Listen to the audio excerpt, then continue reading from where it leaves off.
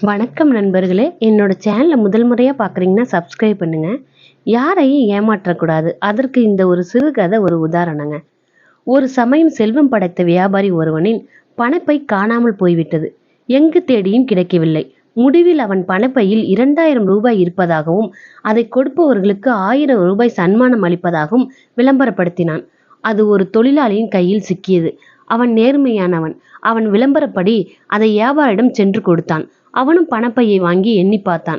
அவன் இதில் ரத்தினம் ஒன்று இருந்தது, அது எங்கே என்றான். தொழிலாளிக்கு என்ன செய்வதென்றே புரியவில்லை. நீங்கள் சொன்னபடி 2000 இருக்கிறது, 1000 ரூபாய் கொடுப்பது தானே நியாயம் என்று கேட்டான். ஆனால் வியாபாரி கொடுக்க மறுக்கவே தொழிலாளி தன் வழக்கை நீதிமன்றத்தில் பதிவு செய்தான்.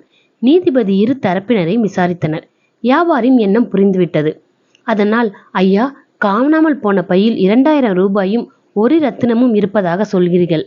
ஆனால் இந்த பையிலோ ரத்தினம் இல்லை. அதனால் இது உங்கள் பை இல்லை, வேறு ஒருவருடையது. அதை எடுத்தவரிடம் கொடுத்து விடுங்கள். நீங்கள் மீண்டும் பணமும் ரத்தினமும் உள்ள பையை காணவில்லை என்று அறிவியுங்கள். யாரிடமாவது கிடைத்தால் கொண்டு வந்து கொடுப்பார் என்று கூறினான். வியாபாரி திடுக்கிட்டான். முதலுக்கே மோசம் வந்து விடுமோ என்று அஞ்சி உண்மையை ஒப்புக்கொண்டு தொழிலாளிக்கு 1000 ரூபாயை கொடுத்து விட்டான். என்ன நண்பர்களே, புரிஞ்சதுங்களா? தேங்க்யூ.